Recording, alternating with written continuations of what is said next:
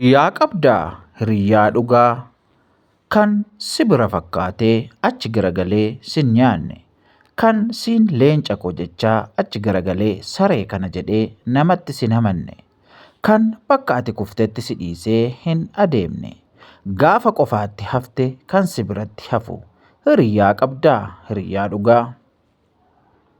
Akkas taanaan ati Deembeleedha.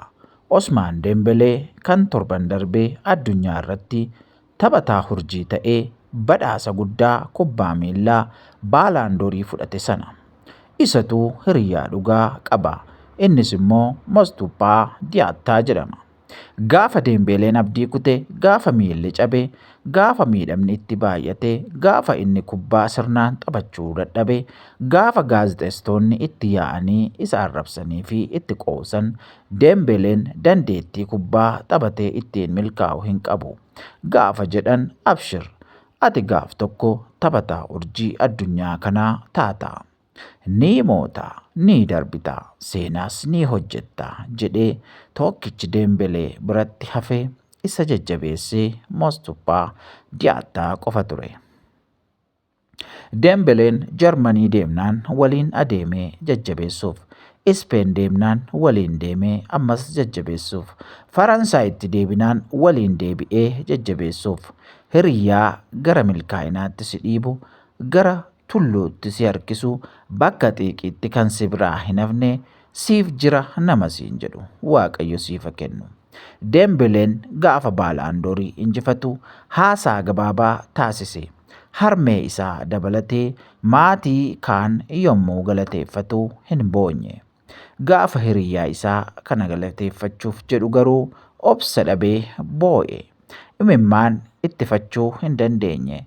Ni hudhame. Sagaleen isaas ni hollate. Hiriyyaa koo bara rakkoo, hiriyyaa koo ijoollummaa kan kee baay'ee hin dubbadhu. Waliin as geenye, hanga dhumaattis walumaan turra. Anaaf ati jedhe. Hiriyyaa dhugaa akkasii Waaqayyo isiniif haa laatu. Egaan kun seenaa baay'ee namatti toluu fi irraa baratamudha. Namni hiriyyaa gaarii akkasii qabu, namni akka kanatti hojiitti wal jajjabeessu, gaafa rakkoo, gaafa dhiphinaa, gaafa gadi bu'uu, namni akkasittiin harka wal qabatee adeemu yoomiyyuu ni milkaa'a. Waaqayyoo hiriyyaa gaarii akkasii kan gaafa rakkinaa, kan mul'ata keessa keessan jiru, kan dandeettii Waaqayyo keessa keessan kaa'e argee ilaalee isin jajjabeessu Waaqayyo isiniif haa laatu. Egaan kanarraa guddoo barattu jennee abdanna. Hordoftoota keenya, hordoftoota Gonfoo Miidiyaa. Egaan akka namoota bira ga'uufillee sheerii gochuu hin dagatina.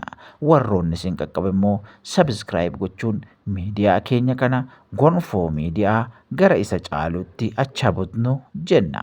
Eebbifamaa, nagaan keessan irraa hafaa ta'u.